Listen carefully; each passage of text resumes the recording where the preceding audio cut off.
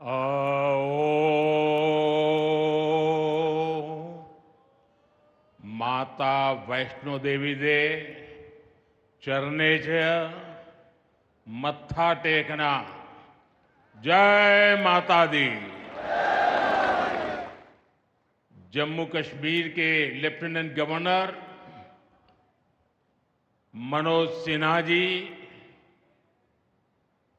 मुख्यमंत्री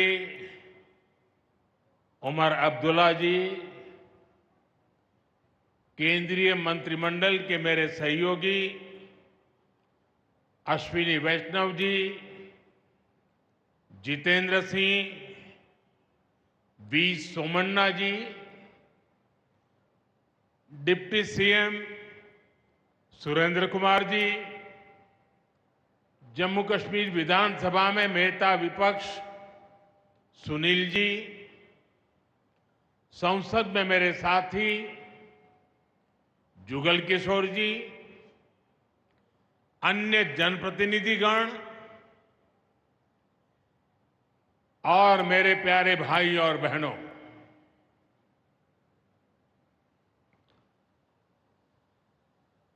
वीर जोरावर सिंह जी की ये भूमि है।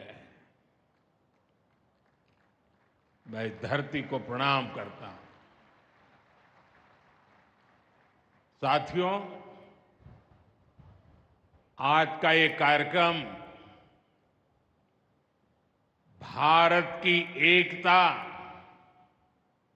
और भारत की इच्छा शक्ति का विराट उत्सव है।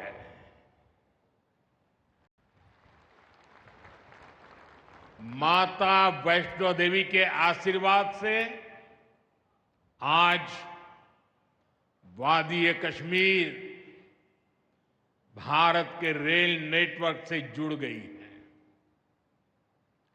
मां भारती का वर्णन करते हुए हम श्रद्धा भाव से कहते आए हैं, कश्मीर से कन्याकुमारी।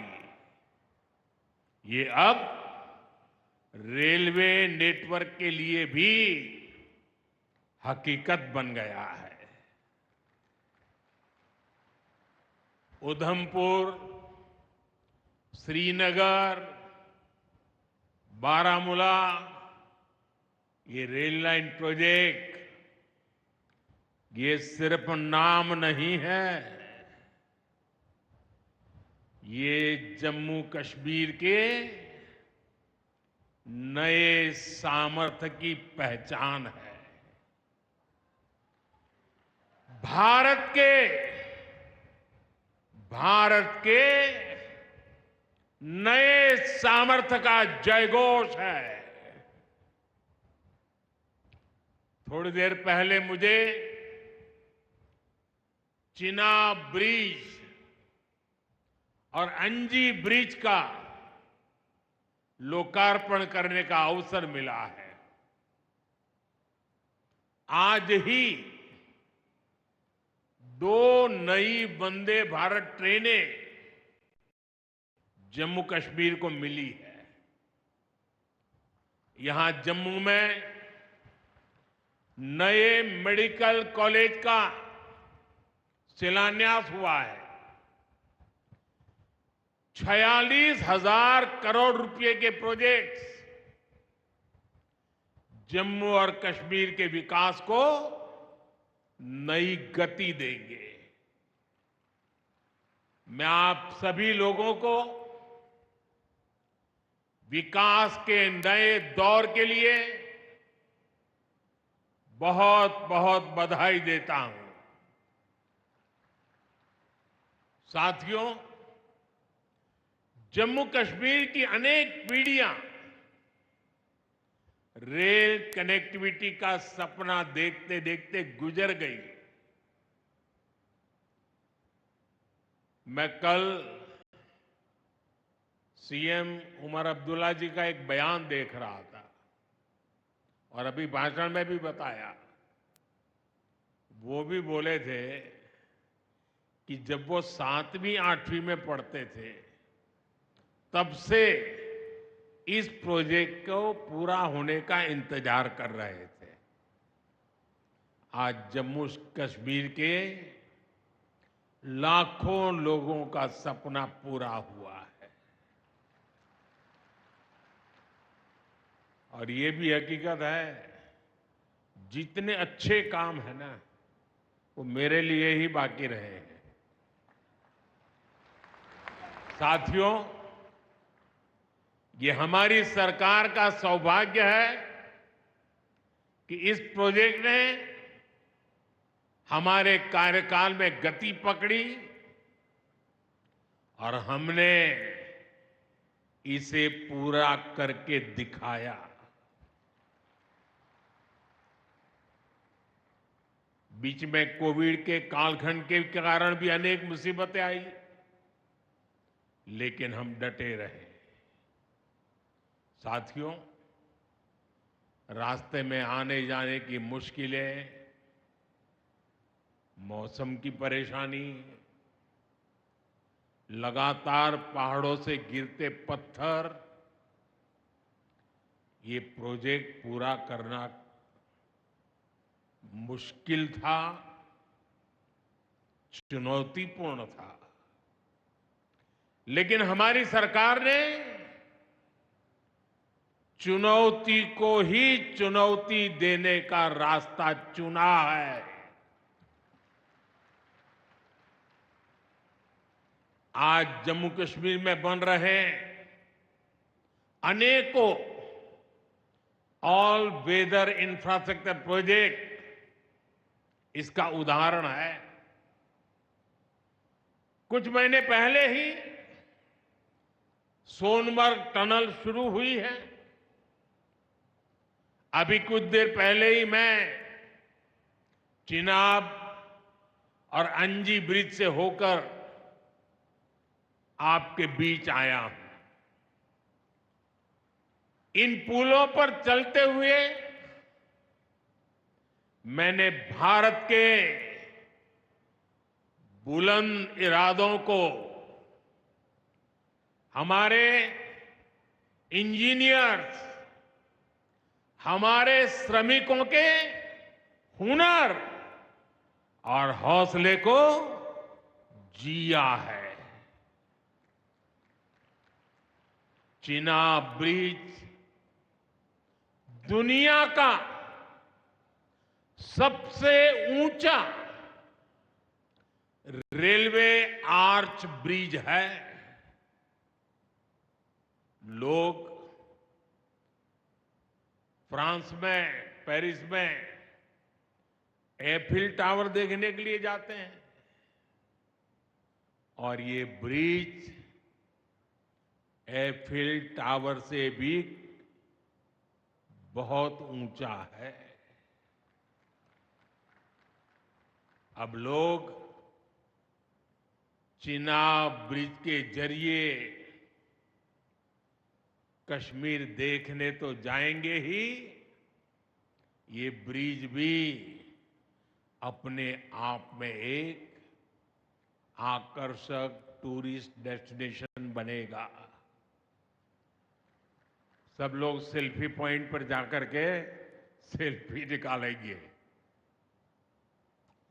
हमारा अंजी ब्रिज भी इंजीनियरिंग का बेहतरीन नमूना है।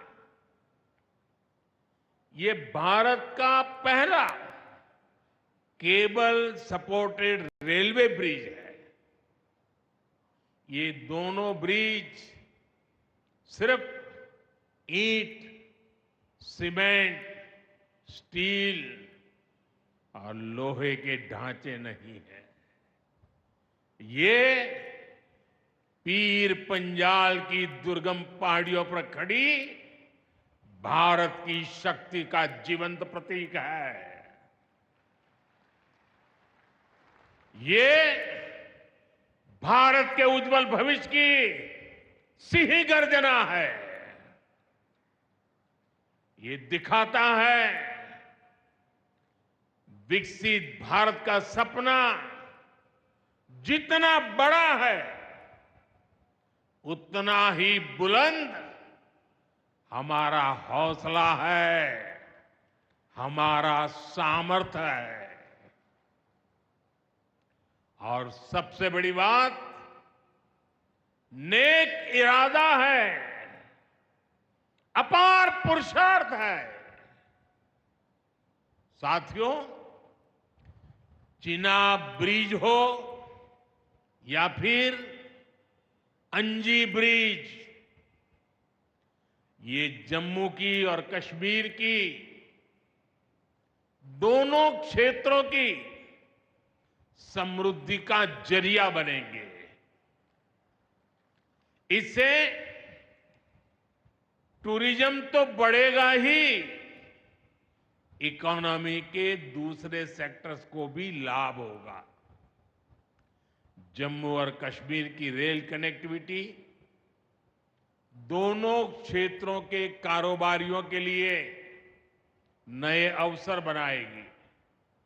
इससे यहां की इंडस्ट्री को गति मिलेगी। अब कश्मीर के सेब कम लागत में देश के बड़े बाजारों तक पहुंच पाएंगे और समय पर पहुंच पाएंगे। सूखे मेवे हो या पश्मीना शॉल, यहां का हस्तशिल्प अब आसानी से देश के किसी भी हिस्से तक पहुंच पाएगा।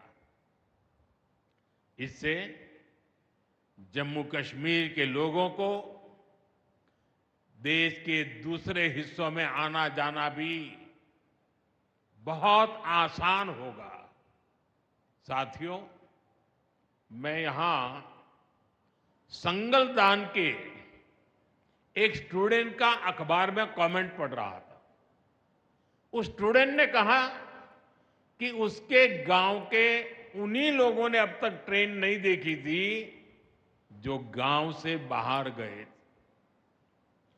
गांव के ज्यादातर लोगों ने ट्रेन का सिर्फ वीडियो ही देखा था। उन्हें अब तक यकीन ही नहीं हो रहा कि असली ट्रेन उनकी आंखों के सामने गुजरेगी। मैंने ये भी पढ़ा कि बहुत से लोग ट्रेनों के आने जाने का टाइम याद कर रहे हैं। एक और बिटिया ने बड़ी अच्छी बात कही। उस बिटिया ने कहा, अब मौसम तय नहीं करेगा कि रास्ते खुलेंगे या बंद रहेंगे। अब ये नई ट्रेन सेवा हर मौसम में लोगों की मदद करती रहेगी। साथियों, जम्मू कश्मीर मां भारती का मुकुट है। ये मुकुट एक से बढ़कर एक खूबसूरत रत्नों से जड़ा हुआ है। ये अलग अलग रत्न जम्मू कश्मीर का सामर्थ्य है। यहां की पुरातन संस्कृति, यहां के संस्कार, यहां की आध्यात्मिक चेतना, प्रकृति का सौंदर्य, यहां की जड़ी बूटियों का संसार, फलों और फूलों का विस्तार, यहां के युवाओं में, आप लोगों में जो टैलेंट है वो मुकुट मणि की तरह चमकता है। साथियों, आप भली भांति जानते हैं, मैं दशकों से जम्मू और कश्मीर आता जाता रहा। इंटीरियर इलाकों में मुझे जाने का, रहने का अवसर मिला है।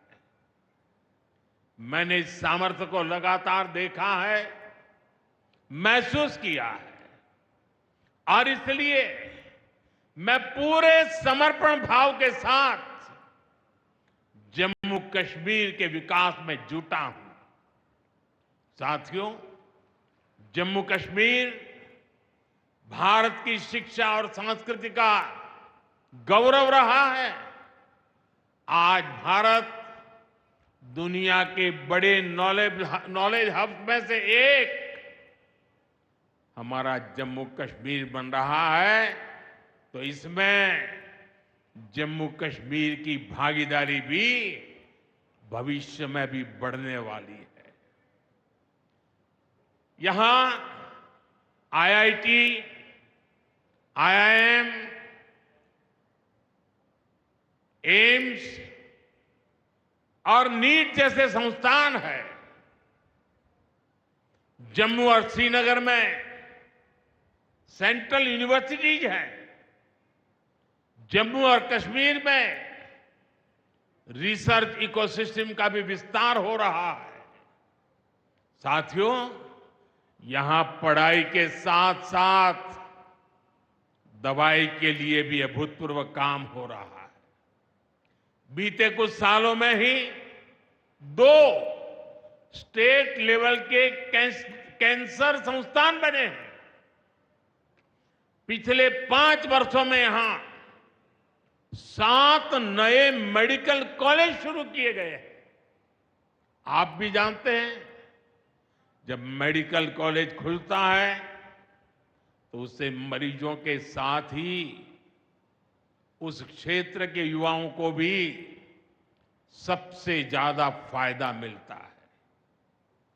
जम्मू कश्मीर में अब एमबीबीएस की सीटों की संख्या 500 से बढ़कर 1300 तक पहुंच गई है। मुझे खुशी है कि अब रियासी जिले को भी नया मेडिकल कॉलेज मिलने जा रहा है। Shri Mata Vaishno Devi institute of medical excellence, ये आधुनिक अस्पताल तो है, ये दान पुण्य करने की हमारी जो संस्कृति है उसका भी उदाहरण है।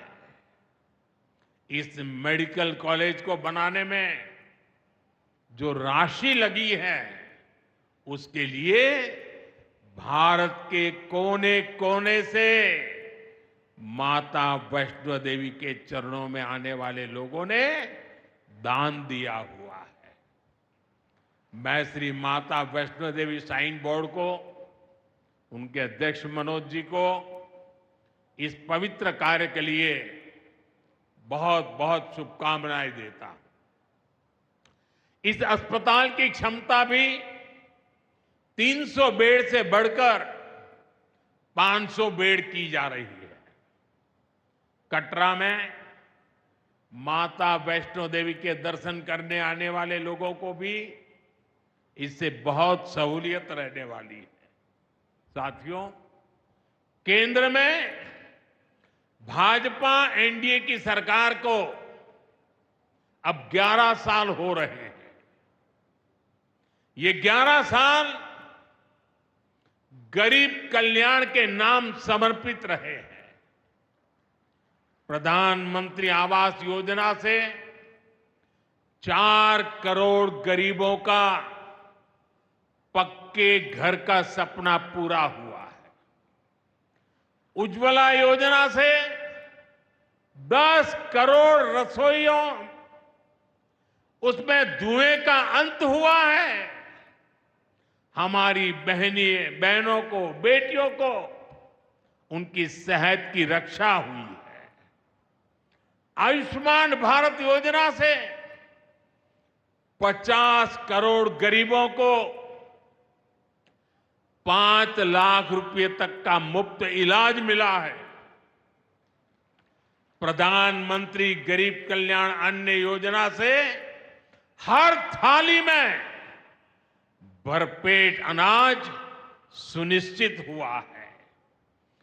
जनधन योजना से पहली बार 50 करोड़ से ज्यादा गरीबों के लिए बैंक का दरवाजा खुला है। सौभाग्य योजना से अंधेरे में जी रहे 2.5 करोड़ परिवारों में बिजली की रोशनी पहुंची है। स्वच्छ भारत मिशन के तहत बने 12 करोड़ शौचालयों ने खुले में शौच की मजबूरी से मुक्ति दिलाई है। जल जीवन मिशन से 12 करोड़ नए घरों में नल से जल पहुंचने लगा है। महिलाओं का जीवन आसान हुआ है। पीएम किसान सम्मान निधि से 10 करोड़ छोटे किसानों को सीधी आर्थिक सहायता मिली है। साथियों, सरकार के ऐसे अनेक प्रयासों से पिछले 11 साल में 25 करोड़ से ज्यादा गरीबों ने गरीबी को, हमारे ही गरीब भाई बहनों ने गरीबी के खिलाफ जंग लड़ा और 25 करोड़ गरीब गरीबी को परास्त कर करके, विजयी होकर के गरीबी से बाहर निकले हैं। अब वो नए मध्यम वर्ग का हिस्सा बने हैं। जो लोग अपने आप को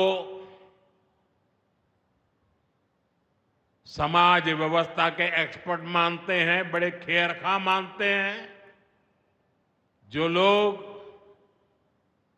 अगड़े पिछड़े की राजनीति में डूबे रहते हैं, जो लोग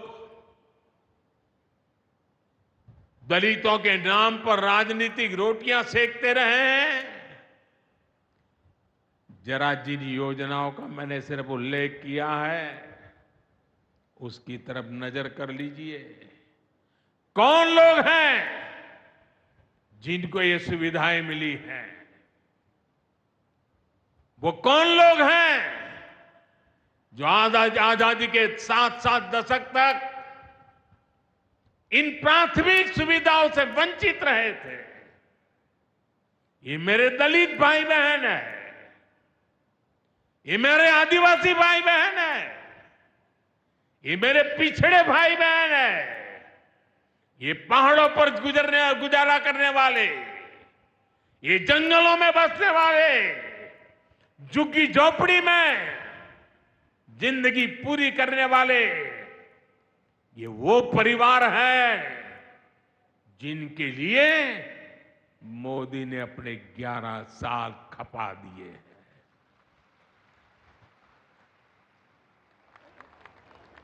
केंद्र सरकार का प्रयास है कि गरीबों को, नए मध्यम वर्ग को ज्यादा से ज्यादा ताकत दे। 1 रैंक 1 पेंशन हो, 12 लाख रुपए तक की सैलरी को टैक्स फ्री करना हो, घर खरीदने के लिए आर्थिक सहायता देना हो, सस्ती हवाई यात्रा के लिए मदद देनी हो, हर तरह से सरकार गरीब और मध्यम वर्ग के साथ कंधे से कंधा मिलाकर चल रही है। साथियों, गरीबों को गरीबी से मुक्ति पाने के लिए उनका मदद करना, लेकिन ईमानदारी से जीने वाले, देश के लिए समय समय पर टैक्स देने वाले मध्यम वर्ग की ताकत बढ़ाना, इसके लिए भी आजादी में पहली बार इतना काम हुआ है जो हमने करके दिखाया है। साथियों, हम अपने यहां नौजवानों के लिए लगातार रोजगार के नए अवसर बढ़ा रहे हैं और इसका एक अहम जरिया है टूरिज्म। टूरिज्म से रोजगार मिलता है, टूरिज्म लोगों को जोड़ता है, लेकिन दुर्भाग्य से हमारे पड़ोस का देश मानवता का विरोधी, मेलजोल का विरोधी, टूरिज्म का विरोधी। इतना ही नहीं, वो ऐसा देश है जो गरीब की रोजी रोटी का भी विरोधी है। 22 अप्रैल को पहलगाम में जो कुछ हुआ वो इसी का उदाहरण है। पाकिस्तान ने पहलगाम में इंसानियत और कश्मीरियत दोनों पर वार किया। उसका इरादा भारत में दंगे कराने का था। उसका इरादा कश्मीर के मेहनतकश लोगों की कमाई को रोकना था। इसलिए पाकिस्तान ने टूरिस्ट पर हमला किया।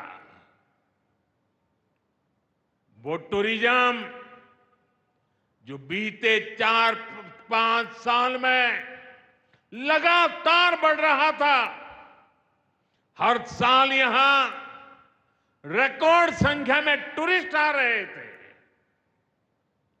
जिस टूरिज्म से जम्मू कश्मीर के गरीबों के घर चलते हैं, उसको पाकिस्तान ने निशाना बनाया।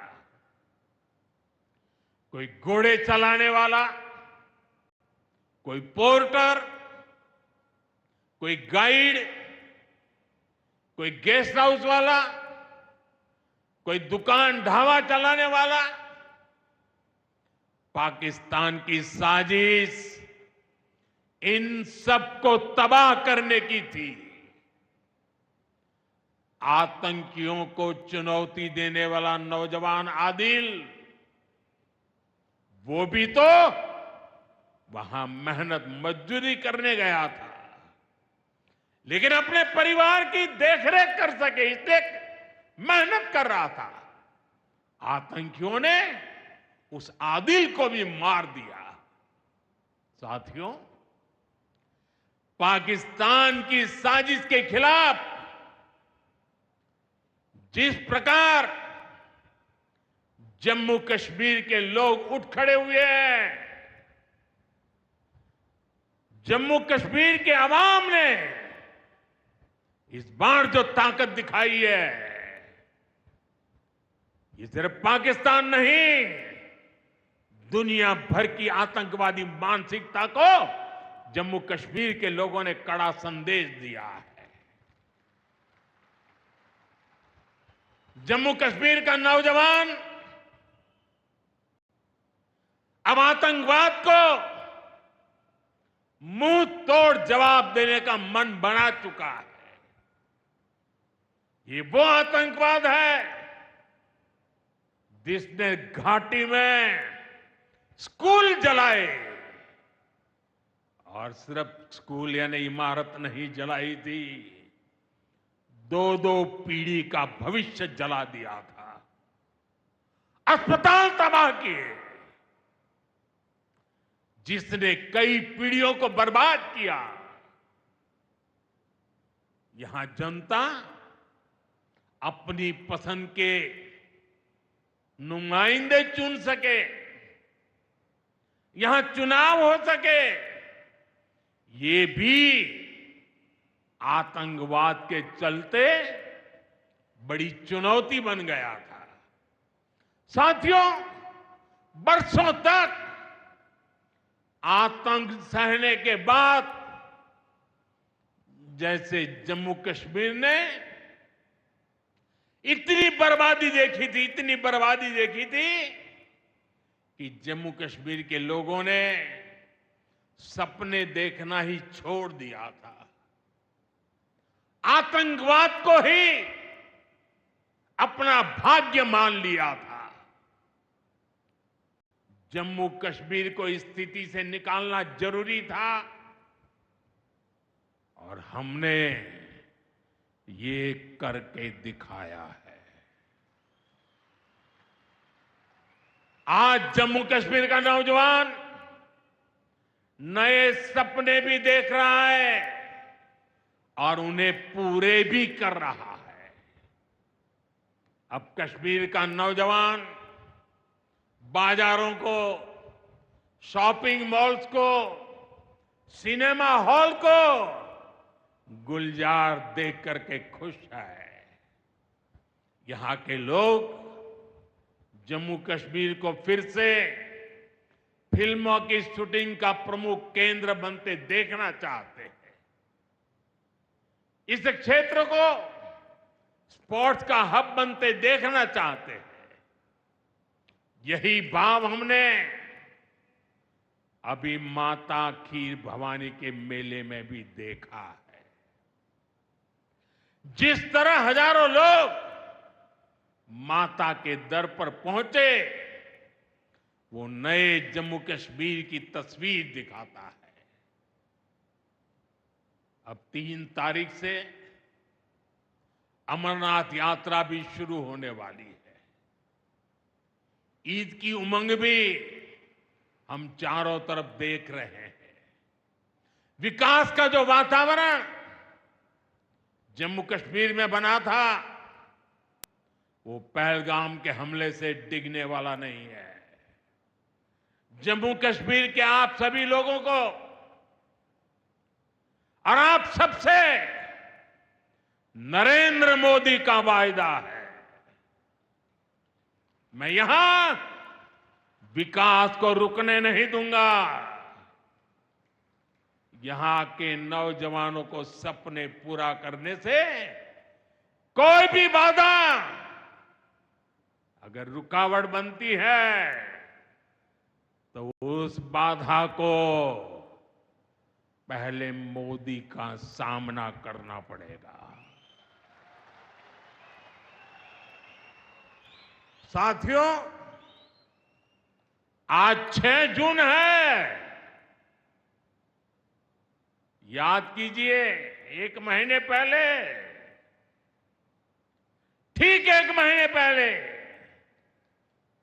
6 मई की वो रात पाकिस्तान के आतंकियों पर कयामत बरसी थी।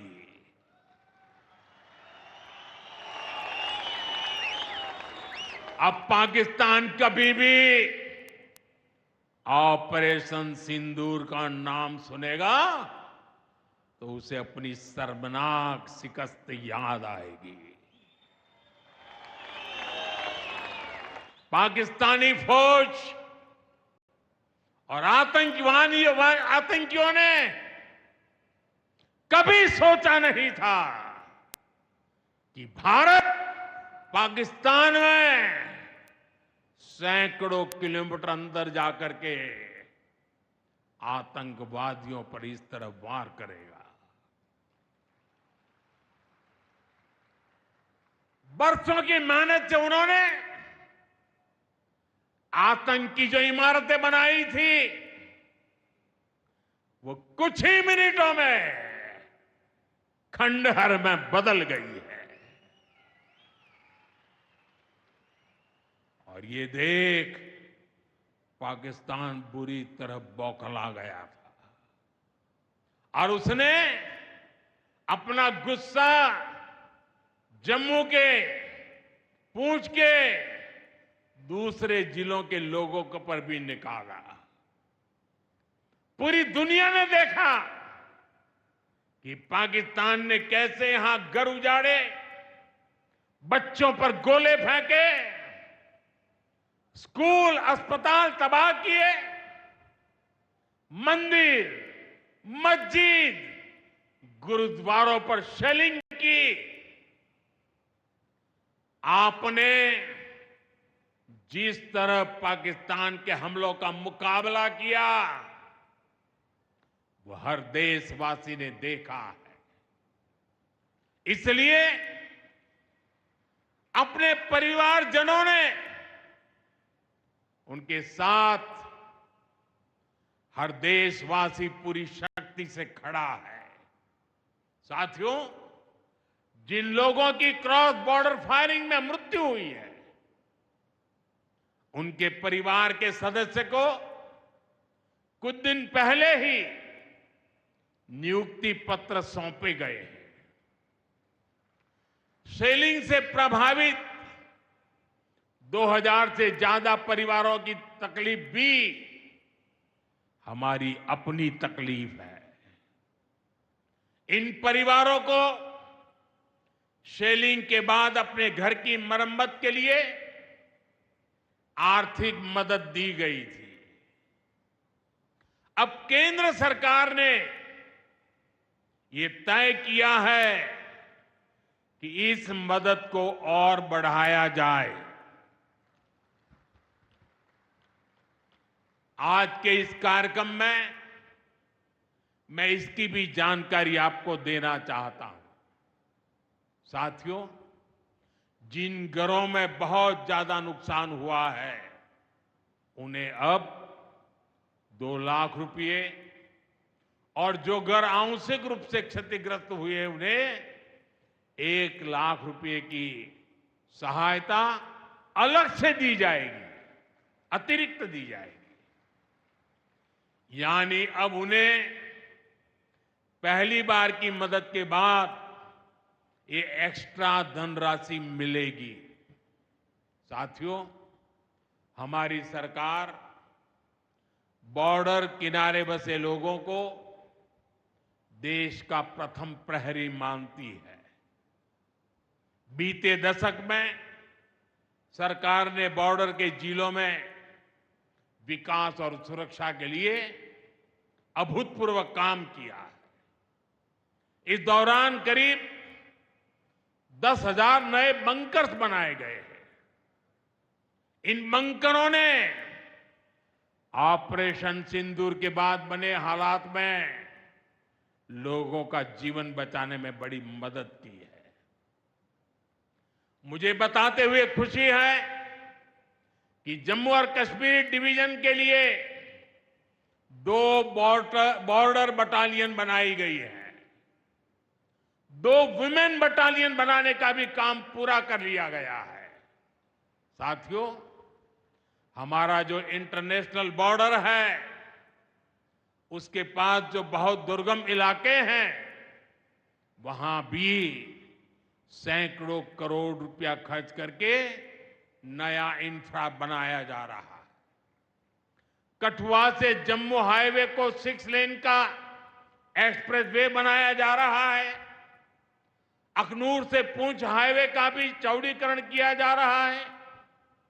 वाइब्रेंट विलेज प्रोग्राम के तहत भी बॉर्डर के गांवों में विकास के काम को और गति दी जा रही है। जम्मू कश्मीर के 400 ऐसे गांव जहां ऑल वेदर कनेक्टिविटी नहीं थी, उन्हें 1800 किलोमीटर की नई सड़कें बिछाकर जोड़ा जा रहा है। इस पर भी सरकार 4,200 करोड़ रुपए से ज्यादा खर्च करने जा रही है। साथियों, आज मैं जम्मू कश्मीर के आप लोगों से, खासकर यहां के नौजवानों से एक विशेष आग्रह भी करने आया हूं। और जम्मू कश्मीर की धरती से मैं देश को भी आग्रह करना चाहता हूं। आपने देखा है कि कैसे ऑपरेशन सिंदूर ने आत्मनिर्भर भारत की ताकत दिखाई है।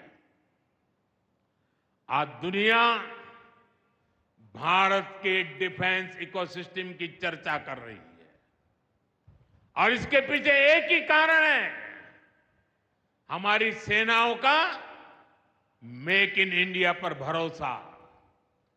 सेनाओं ने जो कर दिखाया, अब वही हर भारतवासी को दोहराना है। इस साल के बजट में हमने मिशन मैन्युफैक्चरिंग की घोषणा की है। इस मिशन के तहत सरकार मैन्युफैक्चरिंग को नई उड़ान देने का काम कर रही है। मैं जम्मू कश्मीर के युवाओं से कहूंगा, आइए इस मिशन का हिस्सा बनिए। देश को आपकी आधुनिक सोच चाहिए, देश को आपके इनोवेशन की जरूरत है।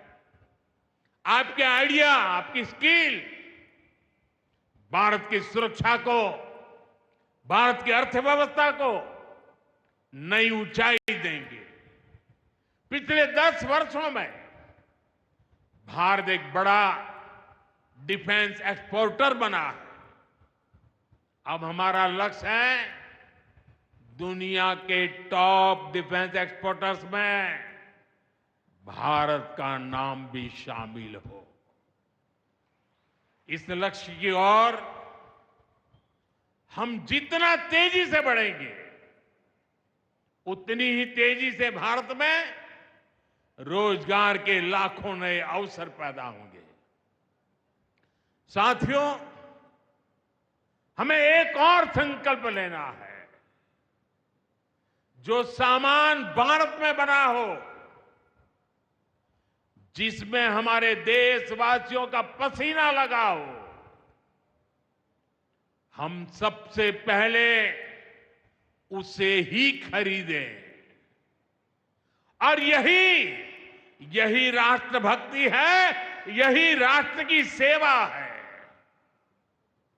सीमा पर हमें हमारी सेनाओं का मान बढ़ाना है और बाजार में हमें मेड इन इंडिया का गौरव बढ़ाना है।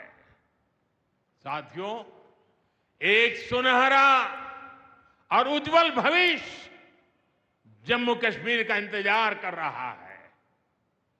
केंद्र सरकार और यहां की सरकार मिलकर विकास के कार्यों में जुटे हैं, एक दूसरे को सहयोग कर रहे हैं। शांति और खुशहाली के जिस रास्ते पर हम आगे बढ़ रहे हैं, हमें उसे लगातार मजबूत करना है।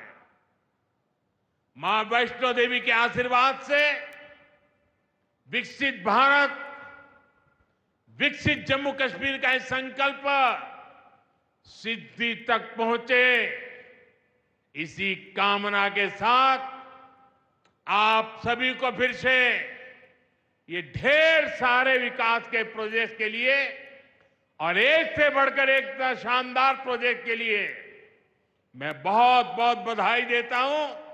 दोनों मुट्ठी बंद करके पूरी ताकत से मेरे साथ बोलिए, भारत माता की। आवाज हिंदुस्तान के हर कोने में गूंजनी चाहिए।